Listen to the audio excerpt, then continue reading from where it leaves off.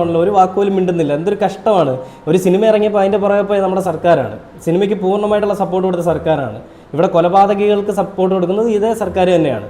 അപ്പം നമുക്കിനി നാളെ എന്തെങ്കിലും സംഭവിച്ചാലും നമ്മുടെ ഈ സർക്കാരിൻ്റെ ഭാഗത്തു നിന്നുണ്ടാകുന്ന ഒരു കാര്യത്തിൽ ഈ മൗനം തന്നെയായിരിക്കും നമുക്ക് പ്രതീക്ഷിക്കാം. ഇതൊക്കെ ആരെങ്കിലുമൊക്കെ പ്രതികരിച്ചില്ല എന്നുണ്ടെങ്കിൽ ഈ കുറ്റവാളികളുടെ ഈ ഒരു കാര്യം അത് ആരും അറിയാതെ പോവുകയും ചെയ്യും. അതോടൊപ്പം തന്നെ കുറ്റവാളികൾ നാളെ കുറ്റവിമുക്തരാവുകയും അവർക്ക് നല്ല നടപ്പിന് വേണ്ടി കോടതി പുറത്തുവിടുകയും ചെയ്യും. അവന്മാരെ ആസ്വദിച്ച് ജീവിക്കും. ആ ഷഹബാസിൻ്റെ കുടുംബം ഇതെല്ലാം കണ്ടുകൊണ്ട് അവർ കണ്ണീരലിഞ്ഞുകൊണ്ട് നടക്കണം. ഓരോ മക്കൾ സ്കൂളിൽ പോകുമ്പോഴും ആ അച്ഛൻ്റെ അമ്മയുടെ ഉള്ളിലുള്ള വിഷമം അത് തന്നെയായിരിക്കും.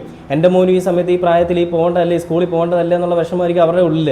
അവർ പോറ്റി വളർത്തിയൊരു കുഞ്ഞല്ലേ അവനും. ഷഹബാസിന് നീതി കിട്ടുന്നത് വരെ, പുതിയ അപ്ഡേഷൻസ് വരുന്ന സമയം വരെയും ഞാൻ എന്തായാലും ഈ വീഡിയോ ആയിട്ട് മുന്നോട്ട് കാണും. ഇനി അപ്ഡേഷൻസ് വന്നില്ലെങ്കിലും ഞാൻ കുത്തിപ്പൊക്കലുമായിട്ട് പുറകെ ഉണ്ടാവും. ഷഹബാസിന് നീതി കിട്ടട്ടെ എന്ന് പ്രാർത്ഥിക്കാം. കുറ്റവാളികൾക്ക് തക്കതായ ശിക്ഷ കിട്ടട്ടെ. തൂക്കേറ് നമുക്ക് കിട്ടുമെന്ന് പ്രതീക്ഷിക്കാൻ പറ്റില്ല. പക്ഷേ ഇവന്മാർ നരയിക്കണം, ജയിലിൽ കിടന്ന് നരയിക്കണം. ജയിൽ എന്താണെന്ന് അറിയണം. അതിനുശേഷം